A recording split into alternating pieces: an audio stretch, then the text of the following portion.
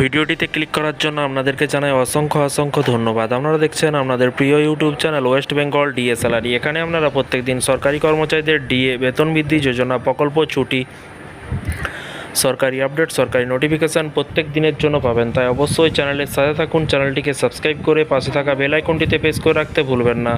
আসছে কিন্তু কেন্দ্রীয় অষ্টম বেতন কমিশন, কবে থেকে কত বাড়বে ডিএ, রইল কিন্তু বড় আপডেট। ভিডিওটি সম্পূর্ণ দেখবেন। চ্যানেলে যারা এই ভিডিওটি প্রথম দেখছেন অবশ্যই চ্যানেলটিকে সাবস্ক্রাইব করে পাশে থাকা বেল আইকনটিতে প্রেস করে রাখতে ভুলবেন না। কেন্দ্রীয় সরকারি কর্মচারীরা বারবারই কিন্তু থাকেন দুধে ভাতে। সরকারের তরফ থেকে কিন্তু দেশ জুড়ে কিন্তু তাদের জন্য চালু করা হয়েছে একগুচ্ছ সুযোগ সুবিধা। প্রসঙ্গত বিগত কয়েক মাস ধরেই কিন্তু লোকসভা নির্বাচনকে ঘিরে কিন্তু কার্যত তোলপাড় হয়েছে গোটা দেশে, এবং 4 জুন সেই ভোটের ফল প্রকাশের পর কিন্তু একক সংখ্যা গরিষ্ঠতা না পেলেও কিন্তু জোট সঙ্গীদের হাত ধরে কিন্তু তৃতীয়বারের জন্য সরকার গঠন করছে বিজেপি, এবং শরিকদের সাথে কিন্তু জোটবদ্ধভাবে কিন্তু ক্ষমতায় আসার পর কিন্তু তৃতীয়বার প্রধানমন্ত্রী হিসেবে শপথ গ্রহণ করেছেন নরেন্দ্র মোদী। আর ক্ষমতায় আসার পরে কিন্তু সরকারি কর্মচারীদের জন্য এক বিরাট সুখবর দিতে চলেছে মোদী সরকার।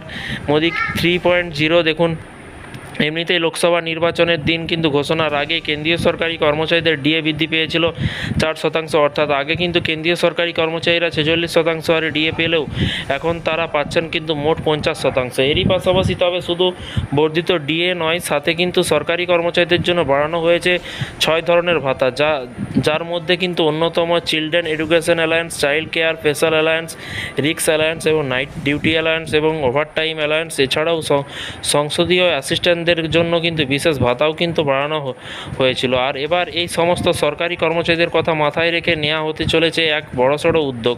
জানা যাচ্ছে এই মুহূর্তে কেন্দ্রীয় সরকারি কর্মচারীদের জন্য আসতে চলেছে অষ্টম বেতন কমিশন, যা নিয়ে কিন্তু ইতিমধ্যে আলোচনা শুরু হয়ে গিয়েছে কেন্দ্রীয় স্তরে। তবে সব ঠিক তাহলে কিন্তু 2026 সালে জানুয়ারি মাস থেকে কার্যকর করা হতে পারে সেই অষ্টম বেতন কমিশন।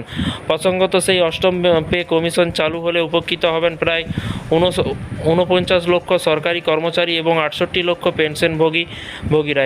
এর ফলে কিন্তু ফিটমেন্ট ফ্যাক্টরও বাড়বে 3.68 গুণ।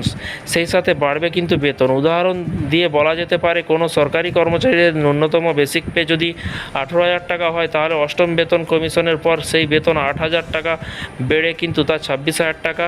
তবে এই মুহূর্তে কিন্তু দেশে যে সপ্তম পে কমিশন চলছে তার ফিটমেন্ট ফ্যাক্টর করা হয়েছে 2.56 গুণ। এরই পাশাপাশি কি বলা হয়েছে, এরই পাশাপাশি কবে থেকে চালু হচ্ছে এই নিয়মে এখনও পর্যন্ত কিন্তু অষ্টম পে কমিশন গঠন এবং তার বাস্তবায়নের ব্যাপারে কোনো আনুষ্ঠানিক ঘোষণা করা হয়নি কেন্দ্রের তরফ থেকে। কিন্তু ইতিপূর্বে কিন্তু অষ্টম পে কমিশন প্রসঙ্গে কেন্দ্র সরকার বলেছিল যে অষ্টম পে কমিশন নিয়ে কোনো পরিকল্পনা নেই, কিন্তু মোদির 3.0 সরকার গঠন হওয়ার পর নাকি নতুন সিদ্ধান্ত নেওয়া হতে পারে বলে কিন্তু মনে করা আছে। যখনই অষ্টম পে কমিশন গঠনের কোনো আপডেট আসবে অবশ্যই আপনাদেরকে জানানো হবে। চ্যানেলের সাথে থাকুন, চ্যানেলটিকে সাবস্ক্রাইব করে পাশে থাকা বেল আইকনটিতে প্রেস করে রাখতে ভুলবেন না। ভালো থাকবেন, সুস্থ থাকবেন এবং নিজের খেয়াল রাখবেন। Thank you.